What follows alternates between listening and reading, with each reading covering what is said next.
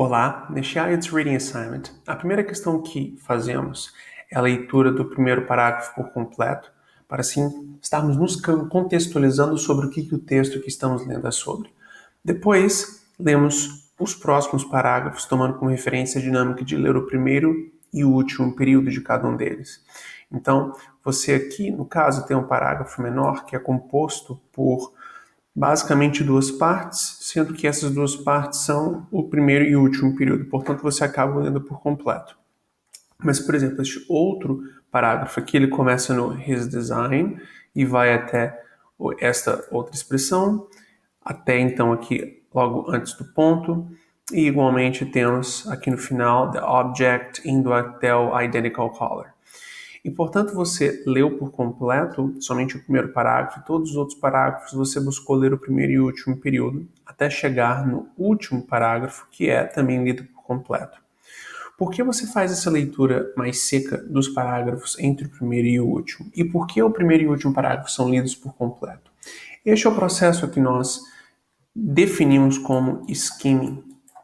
O processo de skimming envolve você fazer uma leitura mais seca do texto, mas não necessariamente que ignora as informações mais importantes, para que você depois, tendo em vista as questões, possa retornar ao texto e assim ler as partes dele por completo, só que somente as partes abrangidas pelas questões. E assim você tem mais tempo sobrando para a realização do que mais importa, que é as questões, não uma leitura palavra por palavra do texto, não é? Então, você faz a leitura do primeiro parágrafo porque o primeiro parágrafo é o parágrafo introdutório. De fato, ele introduz o texto como um todo e, portanto, é bem importante. Agora, você lê, por exemplo, o primeiro e o último período dos parágrafos subsequentes, porque o primeiro período, ele nada mais é do que o tópico frasal do parágrafo, ou seja, a essência da informação presente neste parágrafo sendo dada logo no começo.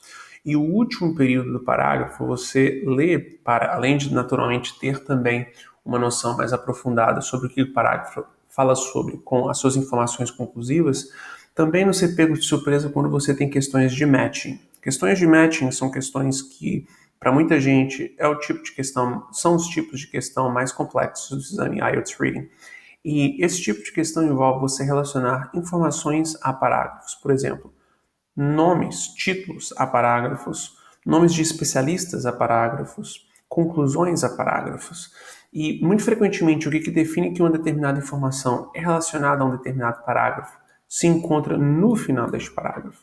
Esta é uma dinâmica do exame para lhe fazer ler mais, mas com você compreendendo que as coisas são estruturadas dessa forma, você consegue se precaver e se adiantar, tudo bem?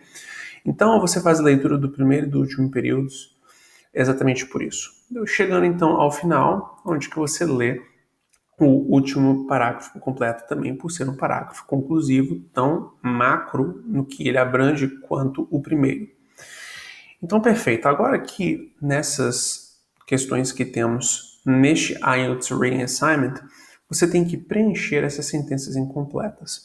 E aí que, para você conseguir encontrar rapidamente, ou pelo menos mais rapidamente do que o contrário, as respostas para essas questões, à medida em que você vai lendo o texto, no processo de skimming, você vai buscando destacar palavras-chave. Palavras-chave são, na realidade, dados específicos, informações específicas presentes nos parágrafos que você visualmente busca destacar para depois, tendo essas mesmas palavras nas questões ou palavras sinônimos delas, você retornar ao texto e encontrar a parte dele que abrange exatamente a informação que a questão que você tem em mãos abrange, portanto, lhe fazendo evitar ter que voltar ao texto, dando tiro pro alto até encontrar a parte que fala sobre o que é a questão que você quer responder sobre. E assim, no final das contas, administrando a coisa mais importante para o exame IELTS Reading, que é a questão do tempo, time management. Então, por exemplo, Erno Rubik é uma palavra-chave, Budapest é uma palavra-chave, Magic Cube. Perceba então que são sempre informações específicas e que muito frequentemente se destacam esteticamente do resto do parágrafo. Rubik, Chinese Tangram, esses são outros exemplos de palavras-chave. Agora, vindo para este terceiro parágrafo, onde temos um parágrafo maior e assim lemos o primeiro e último período pulando uma parte dele, é importante na realidade compreendermos que Esta parte central, que a priori você pula para buscar economizar tempo, pode conter palavras-chave. Agora, o bom é que palavras-chave normalmente elas se destacam, como dito, visualmente do resto do texto.